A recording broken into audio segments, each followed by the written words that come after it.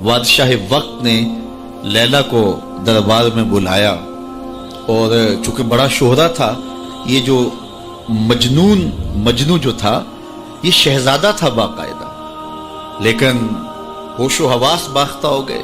بس محبت کا ایسا جنون چڑھا کہ اصلی نام بھی جاتا رہا۔ تیری محفل میں آ کے بدنام ہوئے، نگاہ زمانہ میں بے نام ہوئے۔ تو نے وعدہ کیا بچھڑیں گے نہ ہم، تیرے ہی ہاتھوں سے نیلام ہوئے۔ تشخص مٹ گیا، پہچان مٹ گیا، نام ہی مٹ گیا۔ کہتے ہیں یہ حضرت امام حسن اور حضرت امیر معاویہ کا جب وہ خلافت کا معاملہ تھا تو کسی نے اس سے پوچھا کہ ہاں بھئی تیری رائے کیا ہے، یہ اس دور میں ہوا ہے نا، تو کہا کہ ہاں تیری رائے کیا ہے؟ اس نے کہا دونوں ہی حقدار نہیں ہیں، میری لیلا حقدار ہے۔ تو کہا آنتا مجنون، تو کہیں پاگل تو نہیں ہو گیا؟ تو اس سے اس کا نام مجنون پڑ گیا۔ تو مجنون نام پڑ گیا، نام تو کیس تھا اس کا، لیکن نام بھی مٹ گیا، تشخص بھی مٹ گیا، پہچان بھی مٹ گیا، شہزادہ ہو کے گلیوں میں رل گیا، نام بھی باقی نہ رہا۔ اللہ اکبر۔ تو خیر بڑی دعائی تھی، تو خلیفہ وقت نے دربار میں لیلا کو بلا لیا کہ تیرے حسن میں کون سا جادو ہے کہ تو نے ایک شہزادے کو حواس باختہ کر دیا، اس کو اپنی ہوش بھی نہیں رہی ہے، مجھے تو تیرے میں کوئی خوبی نظر نہیں آ رہی۔ گفت لیلا را خلیفہ کان توئی، کس تو مجنو شد پریشان و غوی، از دیگر خوباں تو افزون نیستی، باقی عورتوں سے تو کوئی انوکھی تو ہے نہیں، تیرے سے زیادہ حسین تو میری لونڈیاں ہیں۔ گفت خامش چوں تو مجنو نیستی، لیلا نے کہا بادشاہ چپ کر جا، تو کوئی مجنو تو نہیں، میں تمہیں خوبصورت نظر آؤں، تو کوئی مجنو ہے؟ دیدائے مجنو اگر بودے تو را، از دو عالم بے خطر بودے تو را، تیری آنکھ مجنو والی ہوتی پھر تو مجھے دیکھتا۔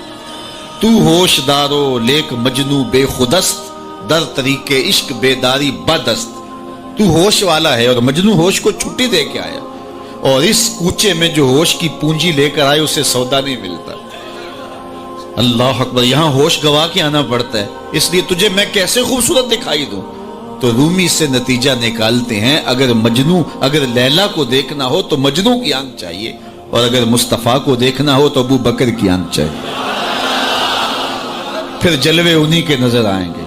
نماز پڑھ رہا تھا کوئی شخص، تو مجنو آگے سے گزرا، تو نمازی نے نماز توڑ کے اس کے منہ پہ تھپڑ مارا۔ تو میں پتہ نہیں نمازی کے آگے سے نہیں گزرتے؟ اس نے کہا میں نے دیکھا نہیں، میں ایک عورت کی محبت میں ایسا گرفتار تھا کہ مجھے ہوش نہیں رہا، لیکن افسوس تم رب کی محبت میں مجھے دیکھ رہے تھے۔ ایک ماڈل مسلمان کیسا ہونا چاہیے؟ جب رب کے حضور کھڑا ہے تو دنیا کی خبر ہی نہیں ہے۔ سیدنا علی المرتضیٰ کے بدن میں تیر پیوست ہو جاتا ہے، نماز میں کھڑے ہوتے ہیں تو یوں تیر نکال لیا جاتا ہے، آپ کو بعد میں پتہ چلتا ہے کہ میرے بدن سے تیر نکالا گیا ہے۔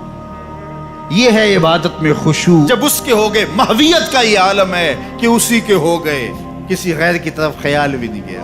کسی اور کی طرف دیکھیں کیوں، کسی اور کی طرف تکیں کیوں، جب نظارے اس کے ہیں نگاہوں میں، جب خیال اس کے ہیں۔ نماز ہے تو محویت، اپنی عصمت کا جوہر ہے تو اس کے گرد پہرے بٹھائے ہیں۔ مجال ہے کہ عصمت کے جوہر کو داغ بھی لگنے پائے، مجال ہے کہ خیال بھٹکنے بھی پائے، سوچوں میں آوارگی آنے پائے۔ یہ خیال جب جمع ہوا ہے کہ میرا اللہ مجھے دیکھ رہا ہے، پھر بند کوٹھڑی میں بھی جرم نہیں ہوتا۔ آپ نہیں دیکھتے کہ سارے دروازے بند کر کے بت کے اوپر موٹا کھیس ڈال کے زلیخا بولتی ہے تلک یوسف آ جاؤ نا، اب تو کوئی نہیں دیکھ رہا۔ کالا معاذ اللہ، جناب یوسف کہتے ہیں میں اللہ کی پناہ میں آتا ہوں، تو اس بے نور آنکھیں رکھنے والے اس پتھر کے مادو سے بھی حیا کرتی ہے، اس سے بھی پردہ کر لیا، جس کی بے نور پتھریلی آنکھیں دیکھتی بھی نہیں ہیں، تو میں اس سے حیا نہ کروں جو ساتویں کوٹھڑی میں بھی دیکھتا ہے۔ اللہ اکبر۔ اتنی روشنی برستی ہے کہ گناہ کا تصور ہی محال ہو جاتا ہے۔ اور جناب یوسف کو پتہ ہے کہ ساتوں دروازے بند ہیں اور تالے چڑھے ہوئے ہیں، لیکن اللہ کے یقین پہ حضرت یوسف دوڑتے ہیں، اللہ تالے پگھلا دیتا ہے، دروازے کھلنے لگتے ہیں، قفل گرنے لگتے ہیں۔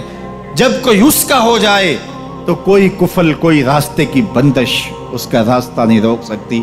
اللہ بند مکفل راہیں بھی